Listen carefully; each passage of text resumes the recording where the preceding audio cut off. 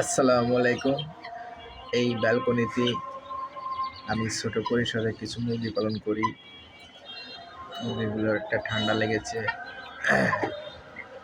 নাপা হিস্টাসিন খাওয়াইছি এবং তার সাথে মক্সাসিল খাওয়াইছি। ইনশাআল্লাহ আল্লাহর রহমতে হয়তো ভালো হয়ে যাবে। এরা খুব আর দুষ্টুমি ফাজলামি করতেছে।